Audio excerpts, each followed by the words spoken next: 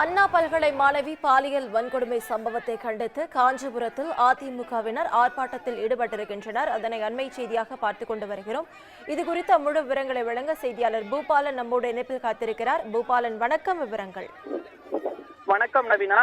சென்னை அண்ணா பல்கலைக்கழகம் வளாகத்தில் மாணவி ஒருவர் பாலியல் வன்கொடுமை செய்யப்பட்ட சம்பவம் தமிழகம் முழுவதும் பெரும் பரபரப்பை ஏற்படுத்திய நிலையில் இந்த கொடூர சம்பவத்தை கண்டித்து பல்வேறு அரசியல் கட்சி தலைவர்கள் கண்டனம் தெரிவித்து வந்தனர். அதன் ஒரு பகுதியாக அதிமுக கட்சியினர் பெண்கள் எதிராக நடைபெறும் பாலியல் வன்கொடுமை, பாலியல் தீண்டுதல் முதலியவற்றை கட்டுப்படுத்த தவறிய தமிழக அரசை கண்டித்து கடந்த வெள்ளிக்கிழமை அன்று நாடு முழுவதும் மாவட்ட ஆட்சியர் அலுவலகத்திற்கு முன்பாக கட்சி ரீதியாக ஆர்ப்பாட்டத்தை ஈடுபடுவதாக அதிமுக பொதுச் செயலாளர் எடப்பாடி பழனிசாமி அறிவித்திருந்தார். இந்த நிலையில் எதிர்பாராத விதமாக முன்னாள் பிரதமர் மன்மோகன் சிங் மறைவை ஒட்டி தமிழகம் முழுவதும் கடந்த வெள்ளிக்கிழமை நடைபெற இருந்த ஆர்ப்பாட்டம், அதாவது அதிமுக ஆர்ப்பாட்டம் துக்கத்தை அனுசரிக்கும் விதமாக தள்ளி வைக்கப்பட்டது.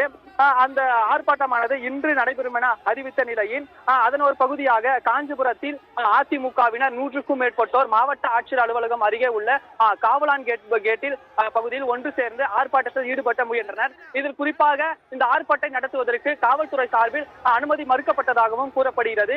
இதனால் ஆர்ப்பாட்டத்தில் ஈடுபட்ட அதிமுகவினர் 50க்கும் மேற்பட்ட காவல்துறையினர் குவித்து வைத்து அவர்களை வலுக்கட்டாயமாக கைது செய்து நடவடிக்கையில் ஈடுபட்டனர். அப்போது அதிமுகவினர் அதையும் மீறி திடீரென்று சாலை மறியலில் ஈடுபட்டதால் பகுதியில் பெரும் பரபரப்பு ஏற்பட்டது.